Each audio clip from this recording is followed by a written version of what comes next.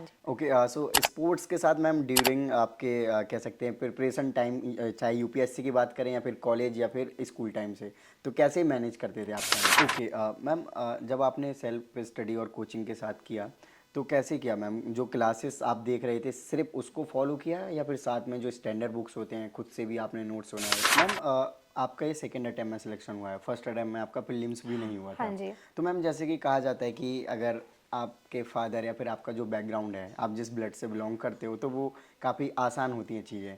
तो आप क्या इस चीज़ को मानते हैं कि आपके लिए काफ़ी इजी रहा ये सब?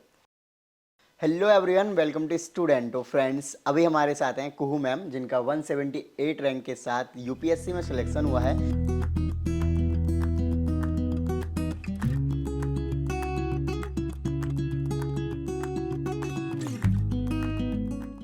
मैम के बारे में आपको मैं अगर बताऊं तो मैम इंटरनेशनल बैडमिंटन प्लेयर रह चुके हैं, और साथ ही साथ इसके पहले मैंने आईपीएस अशोक सर, जो कि उत्तराखंड के डीजीपी रह चुके हैं सर, उनका इंटरव्यू किया था। तो मैम उनकी डॉटर हैं। तो काफ़ी इंटरेस्टिंग मैम की जर्नी है, काफ़ी उतार चढ़ाव रहे हैं, और किस तरीके से वो यूपीएससी या सिविल सर्विसेज में आए हैं, क्योंकि मैम ने एज अ बैडमिंटन प्लेयर काफ़ी मेडल्स और अवार्ड्स वगैरह भी जीते हैं। सो मैम से डिस्कस करते हैं। मैम सबसे पहले आप अपना एजुकेशनल बैकग्राउंड बताइए। सो मैंने अपनी graduation Shri Ram college of commerce university of Delhi से बीए इकोनॉमिक्स ऑनर्स में करी है। उससे पहले मैंने अपना क्लास 8 to 12 संस्कृति स्कूल दिल्ली से करा था। एंड बिफोर दैट, क्योंकि आई थिंक पापा इतने ट्रांसफरेबल जॉब में थे तो मल्टीपल स्कूल्स चेंज करें, बट मैं मेजरली देहरादून से उससे पहले की एजुकेशन हुई है। ओके मैम, हम आपके बारे में जानना चाहेंगे कि कैसे आपकी शुरुआत हुई एज अ कैरियर, चाहे आपका प्लेयर के रूप में देखें या फिर civil services. So I think मतलब घर पे माहौल ऐसा था कि बचपन से ही पेरेंट्स ने दोनों स्पोर्ट्स एंड एजुकेशन पे बहुत मतलब हमें इनकरेज करा था। एजुकेशन की एक आई थिंक एक्सपेक्टेशन थी घर में कि मिनिमम इतना तो ले रहना ही चाहिए। कोई टॉपर की एक्सपेक्टेशन नहीं थी, बट कि आप अच्छा स्कोर करिए। एंड साथ साथ पेरेंट्स बहुत स्पोर्ट्स के लिए इनकरेज करते थे, तो सारे स्पोर्ट्स मैं बचपन में करती थी। Swimming, tennis, horse riding, badminton भी ऐसे ही शुरू करा था। एंड समहाउ उसमें परफॉर्मेंस अच्छी आने लग गई, तो I stuck to it. Okay, so ma'am आपने कौन कौन से गेम्स खेले हैं या फिर सीरीज खेली है? तो मैं बेसिकली 2013 से इंडियन नेशनल बैडमिंटन टीम का पार्ट हूँ। इनिशियली पहले मैं जूनियर्स में थी, अंडर 17 एंड 19 में। एंड देन 2018 से मैं सीनियर टीम का भी पार्ट थी। तो मैंने ऑलमोस्ट 8 इयर्स नेशनल टीम के पार्ट थी। मैं नेशनल कैंप में हैदराबाद में गोपी सर के साथ ट्रेनिंग करती थी।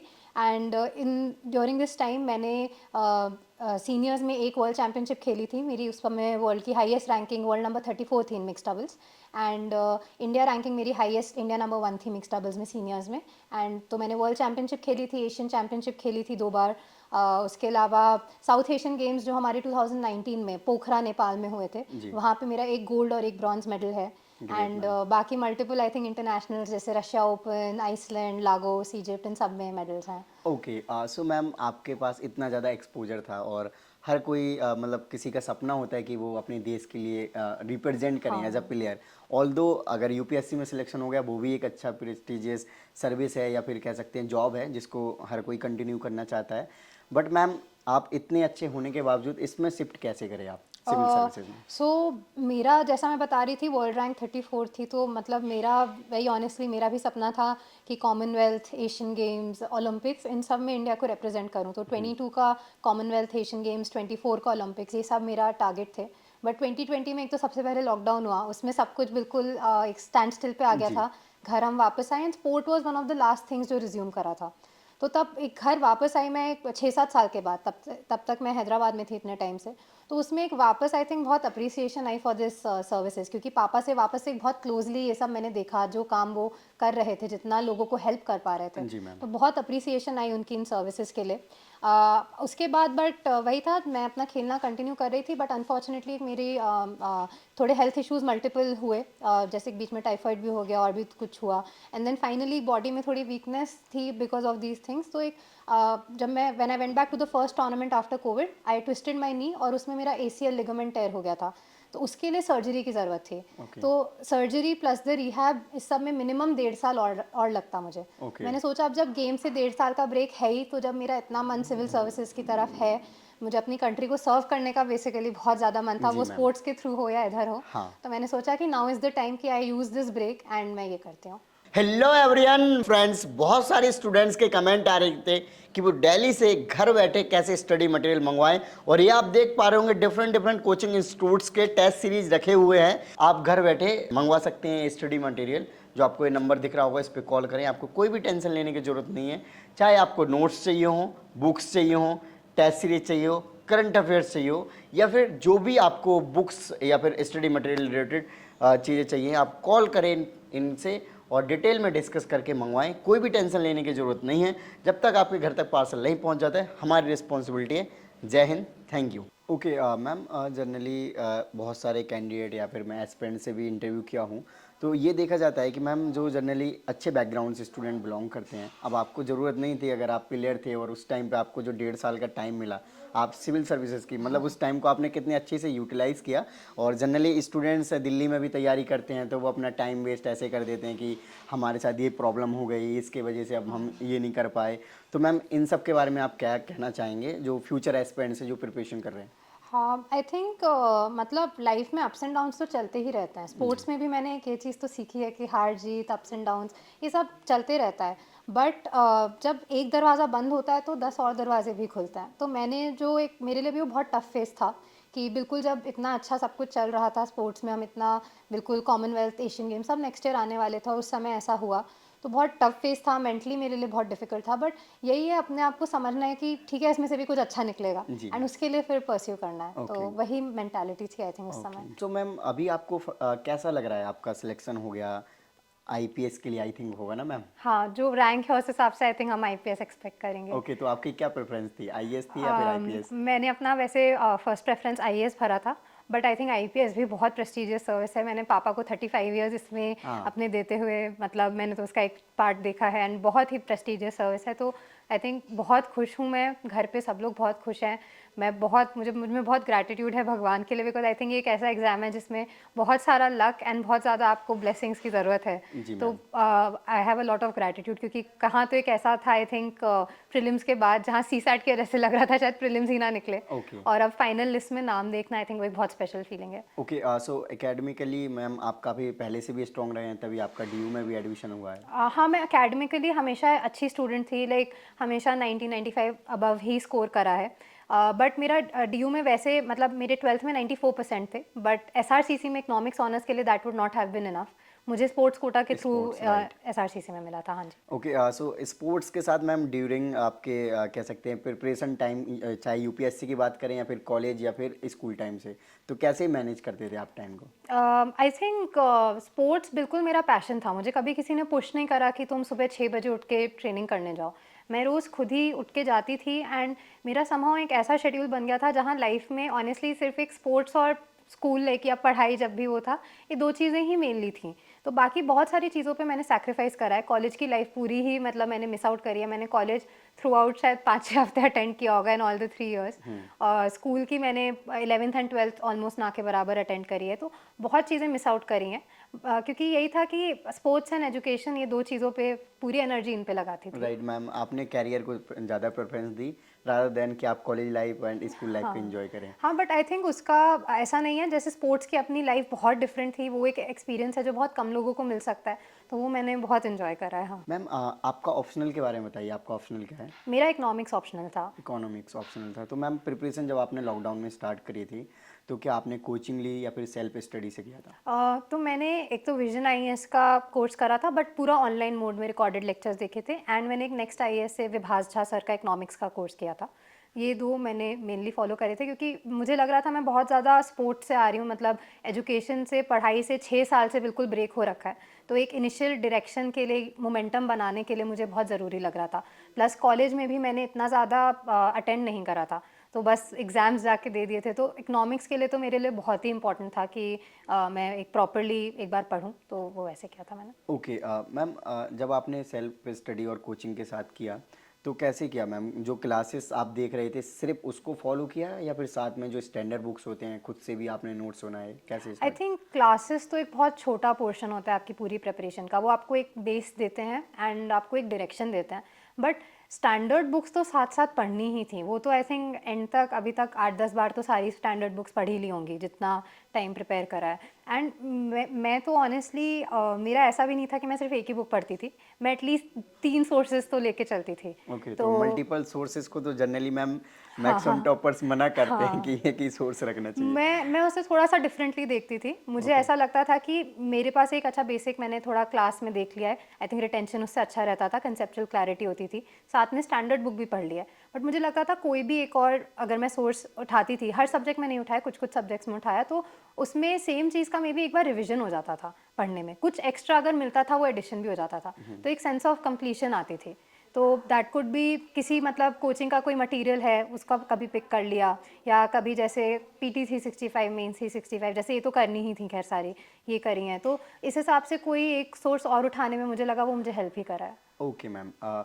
मैम, आपका ये सेकंड अटेम्प्ट में सिलेक्शन हुआ है, फर्स्ट अटेम्प्ट में आपका प्रीलिम्स भी नहीं हुआ हाँ था। जी। तो मैम, जैसे कि कहा जाता है कि अगर आपके फादर या फिर आपका जो बैकग्राउंड है, आप जिस ब्लड से बिलोंग करते हो, तो वो काफ़ी आसान होती हैं चीज़ें। तो आप क्या इस चीज़ को मानते हैं कि आपके लिए काफ़ी ईजी रहा ये सब? तो मतलब फादर की गाइडेंस मेरी बिल्कुल स्टार्टिंग से थी। उन्होंने आई थिंक एक long term planning, medium term, short term, weekly basis पे daily followups, even question answers में पापा के साथ डिस्कशंस होते थे। फिर कुछ सब्जेक्ट्स में तो उनकी एक्सपर्टीज़ है ही, जैसे उन्होंने इंटरनल सिक्योरिटी की बुक लिखी है, हाँ। एथिक्स पे लिखी है, तो वो चीज़ें तो पूरा पापा के साथ ही करा है। तो आई थिंक ये गाइडेंस ने तो एक बहुत ही ज़्यादा मुझे हेल्प करी है, इसका कोई डाउट नहीं है। बट इसके साथ साथ मैंने ऑल्सो कुछ लोगों ने जिन्होंने रिसेंट ईयर्स में एग्ज़ाम क्लियर करे हैं, उनसे काफ़ी मैं टच में थी, एंड उनकी गाइडेंस ने भी बहुत डिफरेंस आई थिंक क्रिएट करा है, बिकॉज उन्हें एग्जैक्टली पता था कि आजकल एग्ज़ाम में व्हाट इज़ वर्किंग, तो दे कुड हेल्प मी कि मैं सही पाथ पे रहूँ। And I think eventually exam I think ये ऐसा है जिसमें बहुत मेहनत की ज़रूरत है। मेहनत आपको खुद करनी है, वो आपके लिए कोई आके नहीं कर सकता, एंड मेहनत हर किसी को उतनी ही करनी जी पड़ेगी। मैम, बिल्कुल। साथ में सही गाइडेंस मिल जाए तो बस वो ये है कि आपका हार्ड वर्क स्मार्ट वर्क बन जाएगा। जी। ओके, सो मैम, ये भी आपका एक अलग अलग प्रकार का एक्सपीरियंस हो गया कि आपके फादर जो हैं वो ऑथर भी हैं, और जो बुक्स आपने खुद अपने एग्ज़ाम के लिए पढ़ी है।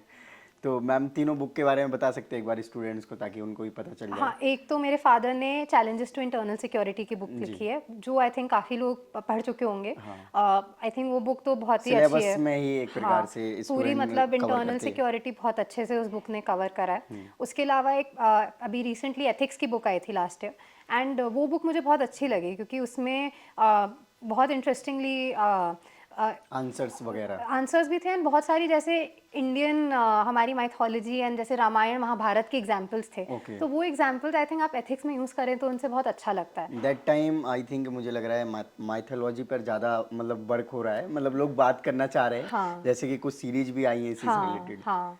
ओके मैम, सो प्रिपरेशन जब आपने स्टार्ट करी थी तो कोचिंग ली और सेल्फ स्टडी आपने जैसे अभी बताया, तो प्री और मेंस आपने दोनों को साथ में लेकर चलना चाहा, या फिर आपने पहले प्री को कर लेते हैं? जैसे आपने जब फर्स्ट अटेम्प्ट दिया था तो कितना टाइम आपने तैयारी की हुई थी तब दिया था, और फिर दूसरे के बारे में बताइए। तो पहले अटेम्प्ट से पहले तो मैं ऑनेस्टली प्रॉपरली सिर्फ 4 महीने या 5 महीने ही पढ़ पाई थी।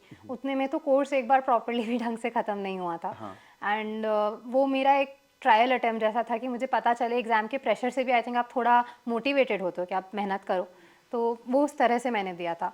उसके बाद अटेम्प्ट के बाद मैंने इमीडिएटली अपनी सर्जरी करा ली थी, तो वापस मेरा सर्जरी के बाद थोड़ा 6-8 हफ्ते का ब्रेक सा हो गया था, जिसमें मैं ज़्यादा मोबिलिटी क्योंकि रिस्ट्रिक्टेड थी नहीं कर पाई। तो उसके बाद जब मैंने प्रिपरेशन स्टार्ट करी, मैंने एक इंटीग्रेटेड तरीके से ही प्रिपरेशन करी थी कि जो भी मैं सब्जेक्ट उठाती थी उसको फिर एंटायरिटी में कवर करती थी, उसका prelims as well as mains का एस्पेक्ट।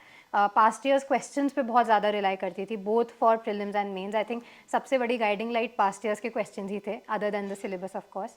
तो उस तरह से करा, एंड देन प्रीलिम से 10 से 12 हफ्ते पहले एक मैंने अपना ऐसा शेड्यूल बनाया था जिसमें मैं 3 to 4 रिविजन्स अपने पूरे प्रीलिम्स के एक बार कर पाई थी उन 10 to 12 वीक्स में। तो वो उस समय मैं बिल्कुल प्रीलिम्स पे शिफ्ट हुई थी। ओके, सो मैम, रिवीजन करने में पर्टिकुलरली सब्जेक्ट जैसे कि हिस्ट्री उठा लें, तो हिस्ट्री में कितना टाइम लगाया होगा आपने एक रिवीजन, मतलब आपके पढ़ने के बाद जो आप रिवीजन बोल रहे हैं? तो मॉडर्न इंडियन हिस्ट्री में मुझे I think on an average 4 days लगते थे फॉर ओके। Full revision. तो आपके सेल्फ नोट्स थे या फिर आपने बुक्स और आपके स्टडी मटेरियल जो तो आपको कोचिंग वगैरह? मेरा नोट्स बनाने का, मैं नॉर्मली अपने हैंड रिटन नोट्स से पढ़ती थी, तो मैं ये करती थी कि एक जो क्लासेस में थोड़ा सा मिल गया मटेरियल, उसके अलावा जो भी स्टैंडर्ड बुक्स हैं उनको पढ़ा, प्लस अगर कोई और मैं सोर्स रेफर कर रही हूँ तो इन दोनों तीनों सोर्सेज का कंबाइन करके एक जगह ले लेती थी मटेरियल, सो दैट फाइनली जब मुझे पढ़ना है एक ही जगह से पढ़ना पड़ रहा है। और फिर उनको ही मल्टीपल टाइम्स रिवाइज करती थी। हिस्ट्री जैसे स्पेसिफिकली हिस्ट्री में मैंने बहुत सारी लिस्ट्स बना ली थी, क्योंकि बहुत सारे फैक्ट्स लर्न करने होते हैं, तो उनके लिए वो लिस्ट्स मुझे हेल्प करती थी, तो ऐसे करती थी मैं। ओके मैम, मेंस के बारे में बताइए थोड़ा डिटेल में कि आपने मेंस के लिए क्या अप्रोच रखी है, और चाहे आपके जीएस चारों जीएस ले लें, ऑप्शनल ले लें, कंपलसरी पेपर ले लें, तो मैम इन सब के बारे तो मेंस का और प्रीलिम्स और मेंस के बीच में टाइम एक तो काफ़ी कम रहता है, और मैंने समहाउ प्रीलिम्स से पहले मैंने कोई भी आंसर राइटिंग करी नहीं थी उतनी ज़्यादा। मैंने प्रीलिम्स के बाद ही आंसर राइटिंग शुरू करी थी, and that's when I realise कि अच्छा ये तो बहुत डिफिकल्ट है, मतलब जितना मैंने सोचा था उससे बहुत ही डिफिकल्ट है। एंड आई थिंक ये एक ऐसा फेज था जहाँ पे मैं ऑलमोस्ट 16 घंटे दिन के पढ़ रही थी, 2 महीने तो मैंने इतना टाइम दिया है, क्योंकि there was too much to do, इतने सारे आपके सब्जेक्ट्स होते हैं, कवर करने होते हैं डेप्थ में, तो काफ़ी उसमें टाइम दिया था। बट स्ट्रैटेजी मेरी मेंस की यही थी कि मैं पास्ट ईयर्स के मतलब पहले एक सब्जेक्ट पढ़ती थी, उसके बाद मैं पास्ट ईयर्स के क्वेश्चन सारे देखती थी कि क्या मैं अब जो मैंने पढ़ा है मैं इससे ये क्वेश्चन आंसर कर पा रही हूँ।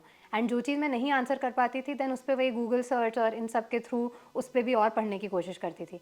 तो इस तरह से आई थिंक मैं पूरे उसको टॉपिक को कवर करती थी। देन सिमिलरली साथ में जो करंट टॉपिक्स चल रहे होते थे उनको ऐड कर लेती थी, जो मुझे लगते थे आजकल इंपॉर्टेंट है। तो इस तरह से मैंने मेंस के लिए प्रिपेयर करा है। ओके मैम, एथिक्स के बारे में जैसे आपके फादर की बुक है तो आपने उन्हीं को फॉलो किया होगा आई थिंक, हाँ, आई थिंक इसके अलावा कुछ और रिसोर्सेज? एक तो जो क्लासेस में एक बेसिक नोट्स मिल गए थे, बट मैंने एक दो जैसे ऐश्वर्या वर्मा सर हैं, उनके एथिक्स के नोट्स उन्होंने अपने चैनल पे अपलोड किए थे, तो उनको मैंने पिक किया था, उनमें काफ़ी सारे डेफिनेशंस उन्होंने दिए थे। तो मैंने एथिक्स के, मेरे नोट्स बहुत छोटे हैं बिकॉज मेरा एथिक्स में जो अप्रोच रहा वो ये था कि जो कीवर्ड्स होते हैं पुराने पास्ट ईयर क्वेश्चन में एज वेल एज सिलेबस में, उन सब के डेफिनेशंस अच्छे से आने चाहिए, उन सब के दो दो एग्जाम्पल्स होने चाहिए मेरे पास। एंड बाकी सब मैंने पापा से डिस्कशन कर करके हम लोगों ने थोड़ा सा ये करा कि थिंकिंग किस डायरेक्शन में चलनी चाहिए। तो आंसर्स उससे आई थिंक मेरे बहुत नेचुरल थे, बिल्कुल ऐसा नहीं मतलब है कि आंसर्स मैंने कोई बहुत एथिक्स पे बहुत ज़्यादा उस हिसाब से टाइम स्पेंड किया। तो बस examples, definitions and then discussions, इस तरह से ओके करा। जैसे मैम अभी आपसे जब स्टार्टिंग में बात चल रही थी आपने बोला कि मुझे लग रहा था कि सी सेट की वजह से हाँ इस बार मेरा प्रीलिम्स रुक सकता था। हाँ। मैम जो कंपलसरी मेंस में पेपर होते हैं तो क्या आपने उस पर फोकस किया कि हाँ कंपलसरी है, जस्ट पासिंग मार्क्स लाने हैं, वो तो मैं इजीली ला सकती हूँ? तो एक्चुअली जो हिंदी पेपर था, हिंदी करे हुए ऑलमोस्ट 10 साल हो गए थे, क्लास 10th में लास्ट पढ़ी थी। एंड जो 1 साल का मैंने हिंदी का पेपर उठाया था उसमें जो सारे पैसेजेस थे उनमें काफ़ी कॉम्प्लिकेटेड टेक्निकल वर्ड्स थे जिनका मुझे सबका मतलब नहीं समझ में आ रहा था, तो थोड़ा मुझे लग रहा था कि इसके लिए करना चाहिए। तो हर रोज़ मतलब मैंने हिंदी को बिल्कुल लाइटली नहीं लिया था। आई थिंक काफ़ी टाइम तक, एटलीस्ट 1 मंथ तक एवरी आफ्टरनून मैं बैठ के एक हिंदी का आर्टिकल न्यूज़पेपर से पढ़ लेती थी। एंड उसमें फिर नए नए वर्ड्स आ जाते थे, जिस भी जैसे साइंस एंड टेक का है तो कुछ वहाँ के वर्ड्स आएंगे, जिस भी सब्जेक्ट पे आर्टिकल है वहाँ से आ जाते थे वर्ड्स, एंड उनको मैंने एक ट्रांसलेशन का थोड़े से अपने नोट्स बना लिए थे, कुछ हिंदी टू इंग्लिश ट्रांसलेशन के। एंड उसके अलावा वही जो आपकी ग्रामर के होते हैं उनकी थोड़ी इंटरनेट से लिस्ट्स निकाल के लास्ट के दिनों में, जैसे जब पढ़ते पढ़ते थक जाती थी, ब्रेक चाहिए होता था, तो तब मैं मम्मी के साथ हिंदी रिवाइज कर लेती थी ओके। कि वो टाइम भी यूज़ हो रहा है, ब्रेक भी हो रहा है, तो इस तरह से मैंने थोड़ा हिंदी पे किया था। जो सी सेट है तो आपने सी सेट पे कम फोकस किया था क्या मैम? एक्चुअली मैंने सी सैट के जितने भी अटेम्प्ट करे थे पेपर्स, मेरे उनमें कंफर्टेबली 120 के अराउंड मार्क्स आ जाते थे। और पिछली बार का प्रीलिम्स भी, ऑल्दो मेरा उसमें मेरा सी सैट उसमें सी सैट भी 110 के ऊपर था, तो मुझे लगता था कि सी सैट में शायद इतनी दिक्कत नहीं होगी, ठीक ही चल रहा था। बट इस बार आई थिंक सी सैट काफ़ी ज़्यादा डिफिकल्ट आया था, बहुत सारे परम्यूटेशन एंड कॉम्बिनेशन से क्वेश्चंस आ गए थे, और वो एक जी टॉपिक हाँ। था जिसमें मैंने थोड़ा स्ट्रगल करा था। और भी मतलब काफ़ी ज़्यादा मैथ्स हैवी था ओवरऑल, एंड तो आई थिंक एंड पैसेजेस का किसी को पता नहीं होता एंड तक कि फाइनली क्या आंसर आएगा, राइट तो मैम। इसीलिए थोड़ा सा मुझे आई थिंक सी सैट इस बार काफ़ी क्लोज मेरा गया होगा। ओके तो आपने मॉक टेस्ट दिए हैं प्री और मेंस दोनों के? प्री से पहले तो मतलब मैंने वो 2-3 महीने almost every single day mocks दिए हैं, एंड मॉक्स ही नहीं, मैंने पास्ट 25 ईयर्स के पास्ट ईयर्स क्वेश्चंस करे थे। तो क्योंकि I think they are closer to what UPSC would finally ask. Mocks में बहुत बार ऐसे क्वेश्चंस आते हैं जिन्हें देख के लगता है तो कभी नहीं पूछेंगे शायद, तो वो पास्ट ईयर्स के क्वेश्चंस भी मैंने बहुत बार प्रैक्टिस करे हैं, एंड मॉक्स मैंने बहुत दिए हैं। फॉर मेंस मैंने बस एक अभ्यास जाके लिखा था, क्योंकि सेंटर पे एक प्रॉपर हाँ। राइटिंग प्रैक्टिस हो जाती है टाइम लिमिट में लिखने की, तो वो लिखा था मैंने, बट मैंने बाकी कोई टेस्ट सीरीज मेंस के लिए नहीं लिखी थी। मैंने क्वेश्चन आंसर्स टेस्ट सीरीज के देखे थे कि कोई रेलेवेंट लगे तो उनको मैं अपने नोट्स में ऐड कर ओके लूँ। जो प्री के मॉक्स थे मैम उसमें कितने मार्क्स आते थे, और एक्चुअल एग्ज़ाम में किस प्रकार से वो डिफ़िकल्ट लगे, या फिर एग्ज़ाम हॉल का प्रेशर की वजह से कई बार मार्क्स कम भी हो जाते हैं स्टूडेंट्स के और मॉक्स में तो अच्छे आ रहे होते हैं? हाँ, तो आई थिंक मेरे प्री में 80, मतलब 80 के मतलब जो आप मॉक्स हैं उनमें 80 से लेके 110 120 की रेंज में आते थे। सेक्शनल में तो ज़्यादा ही आ जाते थे, बट हाँ, फुल लेंथ सेक्शनल में में, हाँ। इतने आते थे। एंड बट मैंने ये विजन का जो अभ्यास होता है जब हम सेंटर पे जाके देते हैं, उनमें जी। से एक में मेरी रैंक काफ़ी डिसेंट आई थी।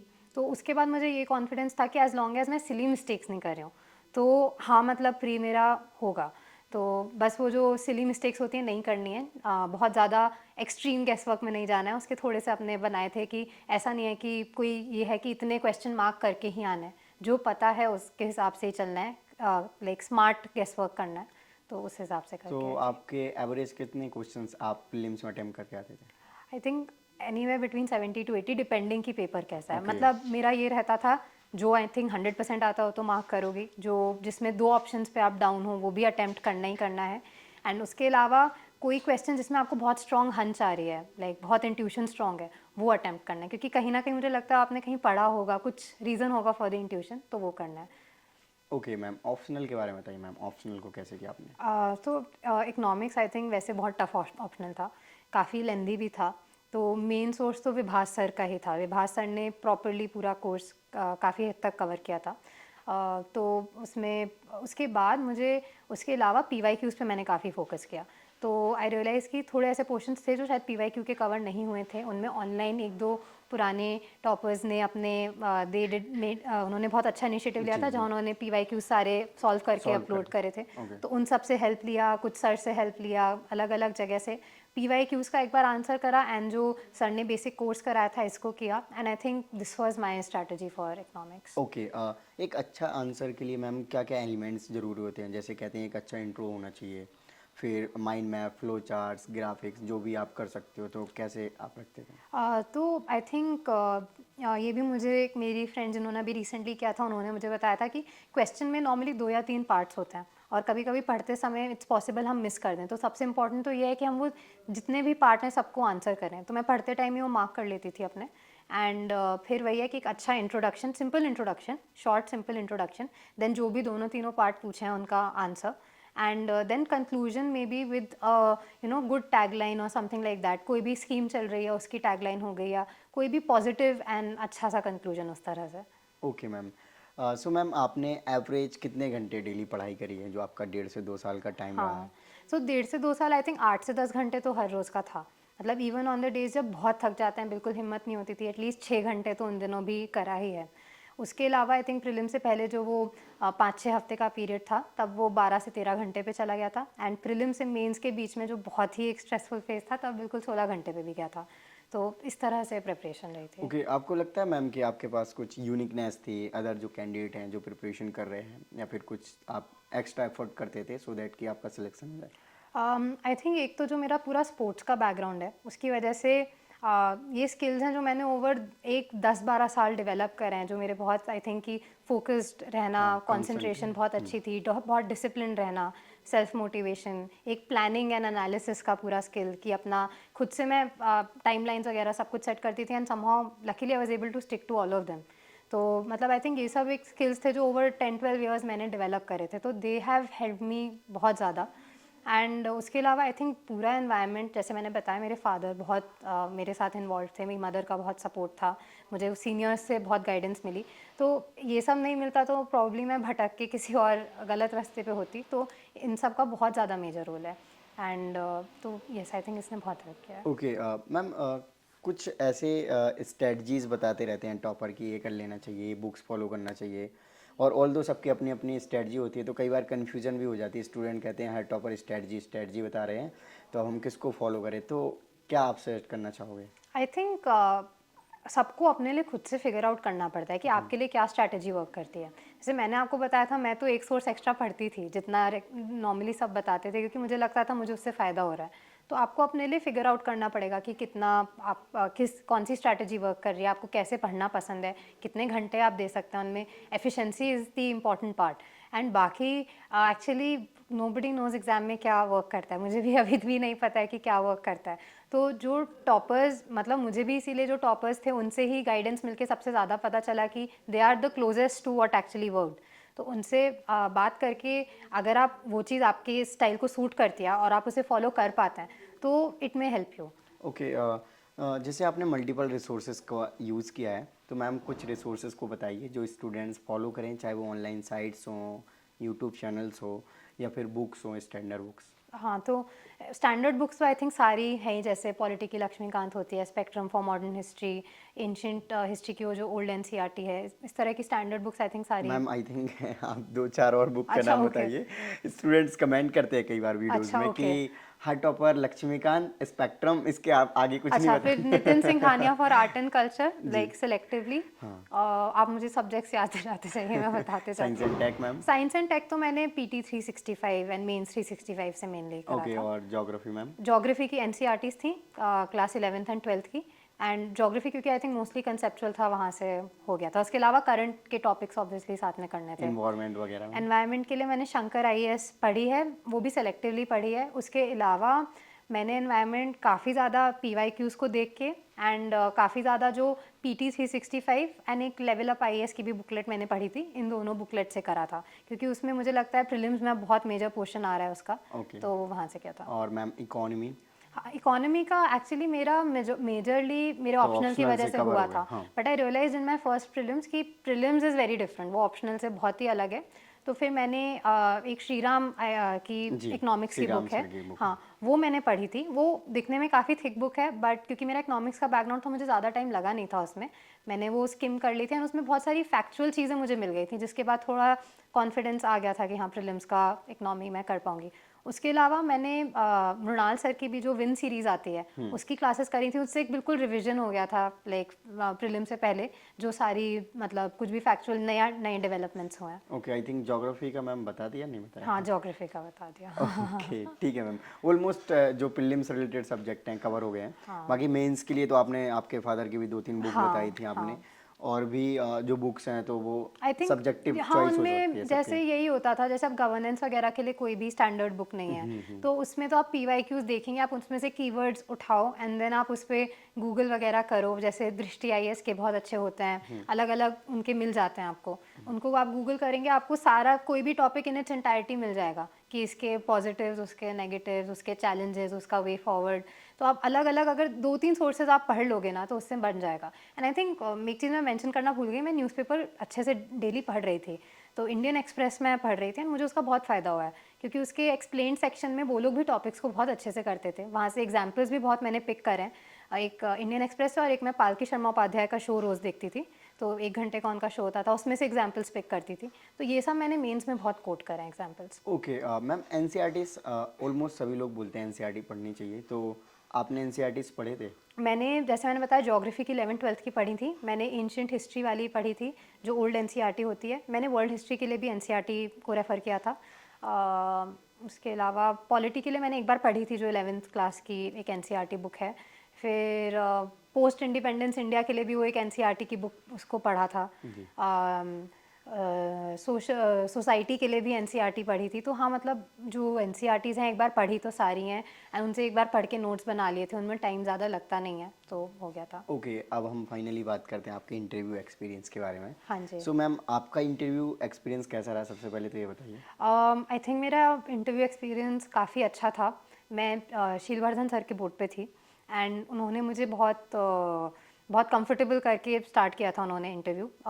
एंड मेरा मेरा क्योंकि आई थिंक डैफ ऐसा था जिसमें बहुत ज़्यादा बैडमिंटन के बारे में मेंशन था, तो मेरा interview 50% almost may be sports related गया होगा। ओके। उसके अलावा काफ़ी उत्तराखंड पे भी क्वेश्चंस पूछे। फिर आपके फादर से रिलेटेड भी हो नहीं, उस पर उन्होंने नहीं पूछा। Mainly like sports, Uttarakhand and then general चीज़ें। ओके, सो आई थिंक मुझे ऐसा लग रहा है पर्सनली कि आपका थोड़ा डिफरेंट रहा इंटरव्यू, कि आपके स्पोर्ट्स से ही ज़्यादा पूछा, क्योंकि वो इंटरेस्टिंग पार्ट हो गया। हाँ। और आपने इतने सारे सीरीज या फिर गेम्स खेले हैं अलग अलग जगह जाकर, तो उससे इतने सारे क्वेश्चंस निकल के आ गए होंगे। तो आपको क्या लगता है मैम कि इसका आपके इंटरव्यू मार्क्स में कुछ एडिशनल बेनिफिट हुआ है? आई ऑल्दो अभी थिंक रिजल्ट आने के बाद, हाँ, मतलब मार्क्स वही आने के बाद एग्जैक्टली सॉरी, मुझे पता इसलिए चलेगा। बिल्कुल ही आइडिया नहीं है। हाँ। बट आई थिंक बोर्ड बहुत ही ऐसा था, बहुत ही इनेबलिंग बोर्ड था। उन्होंने बहुत कंफर्टेबल करके करा कि जहाँ मैं आराम से बात कर पाई, एंड डिस्कशन की तरह था पूरा इंटरव्यू। तो बाकी तो मार्क्स आने के बाद पता चलेगा कि क्या अच्छा रहा, क्या नहीं अच्छा रहा, कैसा रहा सब कुछ। अगर आपका यूपीएससी नहीं होता और आप बैडमिंटन में इतना अच्छा कर ही चुके थे, तो फिर आपने आगे क्या सोचा था, क्योंकि आपने स्टार्टिंग में बोला यूपीएससी एग्ज़ाम काफ़ी अनसर्टेन एग्ज़ाम है। हाँ, आई थिंक मुझे बहुत ज़्यादा ये पूरी पॉलिसी स्पेस में, डेवलपमेंट स्पेस में काम करने का बहुत मन है। उसके अलावा मेरा स्पोर्ट्स में भी बहुत इंटरेस्ट है, तो जो मैंने एक दो डायरेक्शंस में सोचा हुआ था, कोई बहुत कॉन्क्रीट प्लान नहीं था। या फिर तो मैं प्रॉब्ली मास्टर्स इकोनॉमिक्स में करने के लिए आगे जाती, सो दैट उसके बाद मैं इस स्पेस में आ सकती थी, और एल्स मे बी स्पोर्ट्स से रिलेटेड फिर कुछ करती, क्योंकि मैंने स्पोर्ट्स मैनेजमेंट में भी अपना एक पीजी सर्टिफिकेशन प्रोग्राम करा हुआ है, तो उससे रिलेटेड कुछ करना चाहती थी। ओके मैम, आपके फादर और फैमिली का क्या रिएक्शन था, मतलब फादर इस आज किस तरीके से देखते हैं आपको कि आप फ्यूचर में आप भी अपने फादर की तरह एज अ डीजीपी पोस्ट तक जाएं? आई थिंक सब लोग बहुत ज़्यादा खुश थे, पापा आई थिंक स्पेशली, क्योंकि अभी 4 महीने पहले उनका रिटायरमेंट हुआ है, और आज जैसा मेरा रैंक आया इसमें हम सबको ये लग रहा है कि आईपीएस मिलेगा, तो सब लोग बहुत खुश थे। पापा आई थिंक स्पेशली उनके लिए और भी इमोशनल था। तो हाँ, मतलब everybody is very proud, very grateful, and बहुत खुश हैं सब लोग। मैम, आपका इतना अच्छा कैरियर सेट हो चुका था, और जनरली हमारे जैसे स्टूडेंट्स और भी बहुत सारे स्टूडेंट्स हैं जो मेरी तरह आई थिंक थिंकिंग रखते होंगे कि अगर एक कैरियर में सेट हो गए तो फिर उनको लगता है कि अब बाकी जगह क्यों ही एफर्ट मारने हैं। और मैंने काफ़ी स्टूडेंट्स को भी देखा है कि अगर उनके साथ कुछ ऐसी प्रॉब्लम्स हो जाती हैं या फिर वो कहीं चीज़ कुछ कर रहे होते हैं तो वो ये मान लेते हैं कि अब ये ठीक है हमारे लिए, इससे आगे हमें कुछ नहीं करना है। तो ऐसे कई बार तो जैसे किसी के साथ ऐसे कुछ इंसिडेंट हो जाते हैं जिससे कि उनके साथ मान लो फाइनेंशियल प्रॉब्लम हो गई, घर में कोई प्रॉब्लम आ गई ऐसी, और या फिर किसी के साथ जैसे आपके साथ नी का सर्जरी हुआ आपका, आप बैडमिंटन प्लेयर थे, तब आपके पास जो टाइम मिला आपने सोचा यूपीएससी कर लेते हैं इस बीच में। तो मैम क्या मैसेज देना चाहेंगे जो फ्यूचर एस्पिरेंट्स हैं? आई थिंक एक तो मेरी सबसे बड़ी लर्निंग ये रही है कि जब लाइफ में एक दरवाज़ा बंद होता है तो और दरवाजे 10 दरवाजे और खुलते हैं। तो मतलब हमें ये चीज़ उस वक्त नहीं समझ में आती है, बाद में जाके समझ आती है। तो उस समय थोड़ा सा ओपन रहना है, एंड जो अपॉर्चुनिटीज़ आपकी तरफ आ रही होती हैं, जो भी आपको दिख रहा होता है, आप उसकी तरफ जाना चाहिए। अपना हिम्मत नहीं हारनी चाहिए, एंड मेहनत करते रहनी चाहिए। इवेंचुअली अगर आई थिंक आप मेहनत करेंगे और आपको अगर सही गाइडेंस मिल गई, तो आप कहीं ना कहीं बहुत अच्छा कर सकते हैं। एंड सेकेंडली आई थिंक कि वर्ल्ड एक बहुत बड़ी चीज़ है, and there is so much to achieve, there is always बहुत ग्रोथ कर सकते हैं, देयर इज़ बहुत सीखने को बहुत है। तो आप कितने भी आई थिंक लाइफ में बड़ी चीज़ अचीव कर लें, आप तब भी उससे भी ऊपर, उससे भी बेहतर करने का एम कर सकते हैं। कोर्ट पे भी जब मैं जाती थी, मेरा हर रोज़ ये रहता था कि बस मुझे कल जो कुहू थी उससे बेटर आज करना है। ओके। तो आई थिंक ये अगर हम रोज़ रखेंगे कि मुझे कल से बेटर आज थोड़ा थोड़ा थोड़ा करके इम्प्रूव करेंगे, तो हम बहुत बेटर कर लेंगे। Okay, so thank you so much ma'am for thank your you. Lovely message. Thank you. So friends, आपने देखा कि मैम के साथ काफ़ी हमने डिटेल में इंटरव्यू किया है और काफ़ी अच्छे एक्सपीरियंसेस हैं मैम के, और आपने देखा ही होगा कि मैम बैडमिंटन प्लेयर थे और फिर उनके पास जो टाइम मिला बीच में उन्होंने यूपीएससी को भी क्रैक कर दिया, और इतने अच्छे बैकग्राउंड से बिलोंग करते थे मैम। चाहते तो मैम ऐसे ही अपने फ्यूचर को कंटिन्यू कर सकते थे, ऐसे बहुत ज़्यादा मतलब प्रिपरेशन करने की या फिर कोई कैरियर को लेकर ज़्यादा स्ट्रगल करने की ज़रूरत नहीं थी, बट मैम ने फिर भी ये सब किया और हम सभी के लिए एग्जाम्पल बने। सो आई होप फ्रेंड्स कि आपको इनकी इंटरव्यू से कुछ इंस्पिरेशन मिली होगी। सो इस वीडियो को लाइक करें। जय हिंद।